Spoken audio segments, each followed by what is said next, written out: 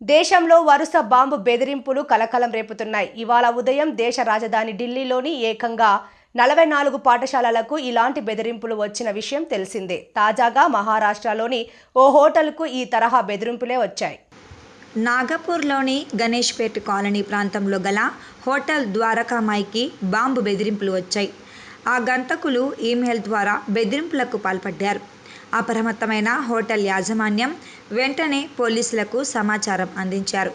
రంగంలోకి దిగిన పోలీసులు బాంబ్ స్క్వాడ్, డాగ్ స్క్వాడ్తో ఘటనా స్థలానికి చేరుకొని తనిఖీలు చేపట్టారు. అందులోని సిబ్బందిని బయటకు పంపించారు.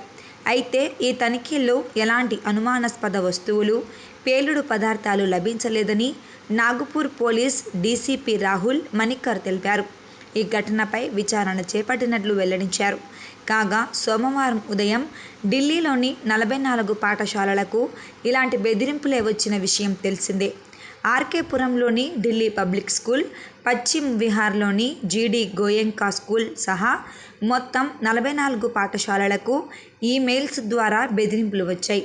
ఆయా పాఠశాలల ఆవరణలో బాంబులు అమర్చినట్లు ఆ గంతకులు బెదిరింపులకు పాల్పడ్డారు. వాటిని పేల్చకుండా ఉండాలంటే $30,000 ఇవ్వాలని డిమాండ్ చేశారు. రంగంలోకి దిగిన పోలీసులు డాగ్ స్క్వాడ్, బాంబు స్క్వాడ్ సహాయంతో ఆయా పాఠశాలల్లో తనిఖీలు చేపట్టారు. ఈ తనిఖీల్లో ఎలాంటి పేలుడు పదార్థాలు, అనుమానాస్పద వస్తువులు కనిపించలేదని పోలీసులు తెలిపారు.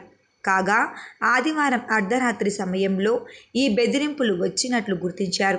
ఈ మేరకు ఘటనపై కేసు నమోదు చేసి దర్యాప్తు చేపట్టారు. ये द्वारकामाई गणेशपेट में जो होटल है उसमें किया गया है। उन्होंने तुरंत पुलिस को यहाँ पे मालूमात देने के बाद यहाँ पे पुलिस आई। हमने सारा जो इनमेट से सारे इवैक्यूएट किए और जो बीडीडीएस की हमारी टीम है, बीडीडीएस की टीम से हमने सारा डिटेल सर्च लिया है।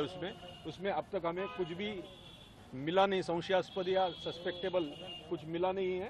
अभी आगे का फर्दर इन्वेस्टिगेशन शुरू है और एक बार पूरा सैनिटाइज पूरा चेक करेंगे हम और उसके बाद में जो मेल आया है उसका भी एनालिसिस करके फर्दर इन्वेस्टिगेशन के बाद 2:45 आसपास त्यांना मेल है।